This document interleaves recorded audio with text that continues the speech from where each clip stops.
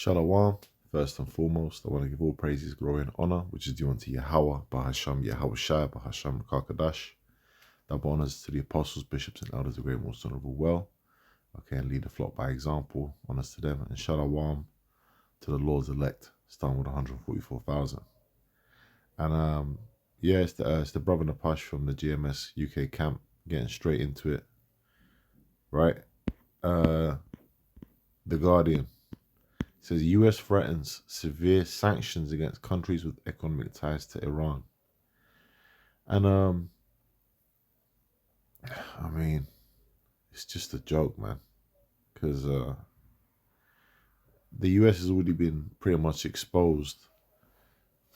It's already been exposed, by Iran, that it's not the power that it once was. It's, of course, it's still the biggest military power upon the earth, but not everything's gonna go America's way. And obviously we understand that there's games being played and money to be made and agendas. We understand that. But we also understand that there's prophecy. And ultimately, they're trying to do this economic sanction on anyone that trades with Iran. But one of the major people that trade with Iran is China. Okay?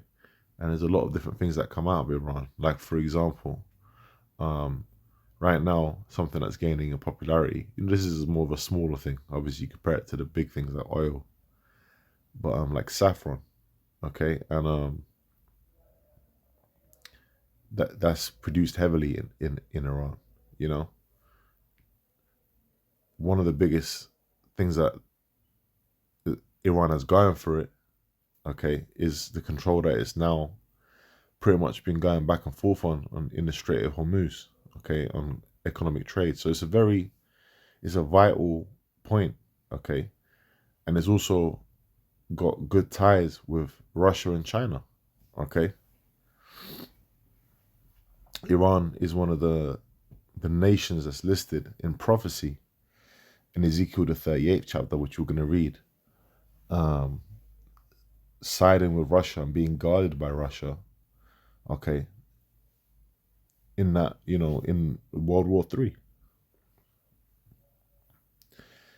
So, they're a major threat. And Turkey, Turkey gets mentioned too, which is funny because Turkey is also another ally mentioned in the prophecy in Ezekiel 38 of Russia. Okay, these countries are getting mentioned by, Israel. And, we understand that there's a something called the Greater Israel, the Greater Israel Project. They want to expand them borders, okay? They're not going to just stop at the Palestinians, Gaza. This is Esau's agenda. Now, I'm going to read a little bit of this and then I'll pretty much summed it up. I'm going to read a little bit of this and get the scriptures. In fact, I'm going to read the scripture first, then come back to this. This is 2 Ezra chapter 15, verse 30.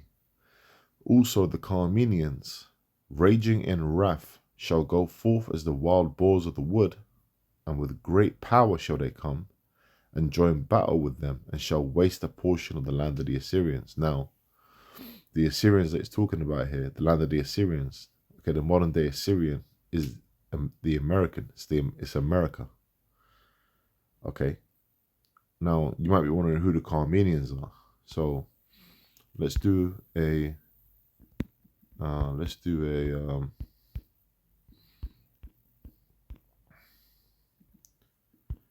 if we do it this way, or let's see. The Carmenians were an ancient warlike tribal people who lived in the historical region of Carmenia, located in what is now southeastern Iran in the Kerman province. So, pretty much, it's talking about Iran, aka Persia. All right. In fact, what I'll do is I'll load up Ezekiel 38. So that's prophecy. Okay, Iran's gonna do that. Now, let's go back to the article. says the US has threatened to impose severe sanctions against any country or entity maintaining economic ties with Iran, and no one cares. Now you got the BRICS nations. Okay, you got sanctions have been being used. Okay, and you know what? People are circumventing around it. You got sanctions in Europe, sanctions in Russia, sanctions in China. No one cares. No one cares. America doesn't have that same hegemony that it did.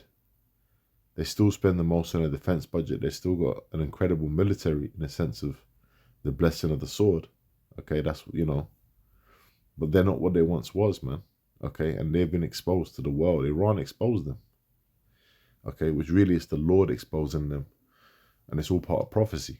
Okay, it's part of the downfall of Babylon the Great in the scriptures.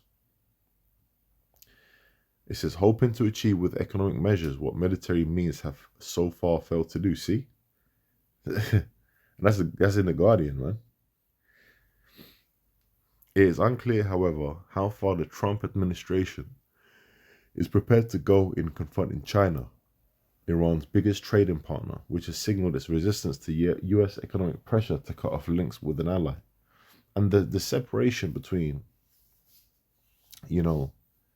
these different nations with Russia and China is becoming more and more obvious as the day of the Lord approaches.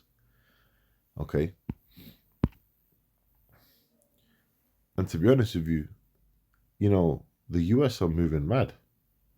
The Trump administration is moving mad, which is beautiful because that's prophecy. Okay. What's happening with Israel, they're backing them, and we know that the scriptures say the least of the flock shall draw them out. Okay, draw what? Draw the US into full-blown nuclear war. He says Iran, meanwhile, vowed retaliation against any country that took part in the US-led isolation campaign. So it's an us versus them. It's a East versus West. It's the war continues. Okay. So this is what the Treasurer Besant said on Monday. It says, today in that same spirit, he's talking about D-Day, Normandy landings. When you read up, today in that same spirit, in fact, let's read it. Let me read that bit. Launching what he called Operation Economic Outcast, the US Treasury Secretary Scott Bessent called it an unprecedented campaign and compared it with the D-Day Normandy landings, a turning point in the Second World War. So he's trying to say this is a turning point in the Third World War, because that's what we're pretty much in. Okay, it says today in that same spirit, we are launching an economic onslaught against Iran's financial connections around the globe. Okay, so they're hoping to cut Iran off. Okay. It says, our objective is to sever every economic lifeline that sustains this tyrannical regime until Tehran stands alone. But the thing is, we know they're not going to stand alone. Let's get the prophecy. Ezekiel chapter 38 verse 2 says, Son of man, set thy face against Gog, the land of Magog, the chief prince of Meshach and Tubal, and prophesy against them. Which, when you look at the word chief prince, the word there is Ra'ash Shah. Okay? It's talking about Russia. Gog is talking about Russia. And say, thus saith the Lord Yahweh Bashmi Shai, behold, I am against thee, O Gog, the chief prince of Meshach and Tubal, and I will turn thee back and put hooks into thy jaws. What does that mean? Put them back into that USSR Soviet spirit. Okay? And I will bring thee forth and all thine army, horses and horsemen, all of them clothed with all sorts of armor, even a great company with bucklers and shields, all of them handling swords. So their army. Persia, which is the first one listed, okay, that's Iran. Ethiopia and Libya with them, all of them with shield and helmet. Goma, which is Turkey, and all these bands. The house of Togarmah of the north quarters, and all these bands, and many people with thee. Be thou prepared, and prepare for thyself, thou and all thy company that are assembled unto thee, and be thou a guard unto them. So Russia is going to be a guard unto these nations. Okay, they're going to be allied up. They're going to be fighting against America and Israel. Okay, because Israel's going to eat a nuke too.